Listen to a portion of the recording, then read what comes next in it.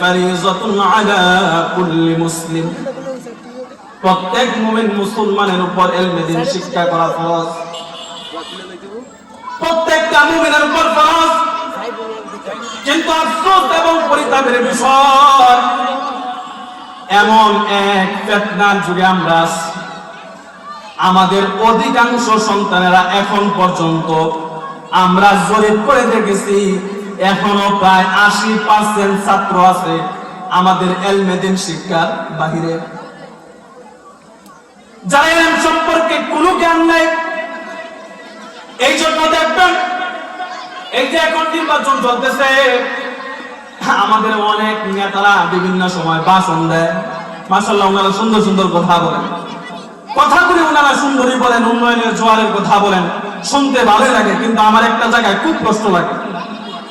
কষ্টটা হলো তারা যখন আইসা সালাম দেয় 95% নেতার সালাম হয় না। আয়েশা কয় সালাম আলাইকুম, সালাম আলাইকুম। আবার আয়েশা বলে আউযু বিল্লাহি মিনাশ শাইতানির রাজিম, বিসমিল্লাহির রহমানির নাউযু বিল্লাহি মিনাশ শাইতানির আউযু বিল্লাহ বিসমিল্লাহ। এটা লজ্জা করে যেতে হয়, যেহেতু বড় একজন মানুষ অথচ সে আউযু বিল্লাহ বিসমিল্লাহ বলতে পারে না। করবে কিভাবে?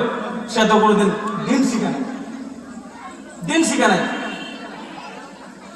যদি দিন শিখতো তাহলে নেতারা এসে কিন্তু এইভাবে বলতো না আউযু বিল্লাহ বিসমিল্লাহ আসসালামু আলাইকুম বলতে পারতেছিল।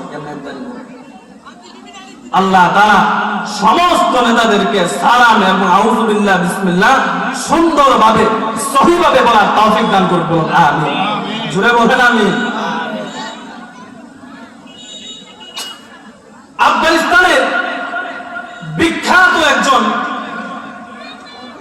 একজন দায়ী ছিলেন এবং বাদশাহ ছিলেন হযরত মাওলানা সুলতান মাহমুদ গজনবী রাহমাতুল্লাহি আলাইহি, আফগানিস্তানের বাদশাহ, যার ব্যাপারে অনেক বড় বড় ওয়াকিয়া আসছে, ঘটনা আসছে। অনেক বড় মাপের একজন আল্লাহর ওলি ছিলেন।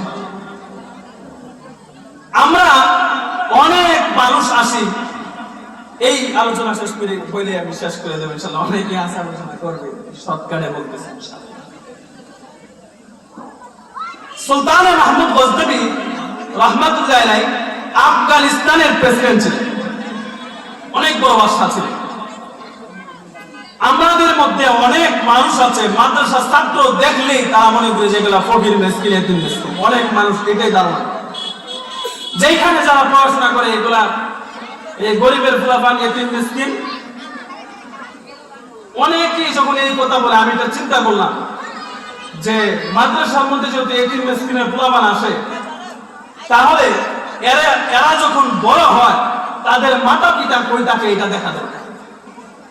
আলহামদুলিল্লাহ আমরা গত এই 5-7 বছরের মধ্যে আমাদের আলেমদের শরীফ বলতেছে, আমাদের ছাত্ররা যে গরিব মানুষ হয়ে এরা পড়তে আসে, অনেকে বলে যে এরা এই জন্য পড়তে আসে বাড়িতে তো খাবার টাবার পায় না, মাদ্রাসায় কিছু খাবার টাবার দেয়, এই জন্য অনেক গার্জিয়ানরা কি করে এই অনিচ্ছা সত্ত্বেও তাদেরকে দেওয়া যায়। নাউজুবিল্লাহ বলেন, যদি এটা বলে একদম ঠিক না, এগুলো নাস্তিকদের কথা।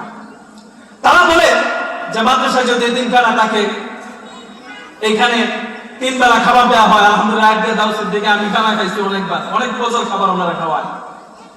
যেহেতু এখানে খাবার দেয়, অনেক মানুষ অনিচ্ছা সত্ত্বেও এখানে ভর্তি করে। আমি তাদের কথা মেনেই নিলাম কিছুক্ষণের জন্য।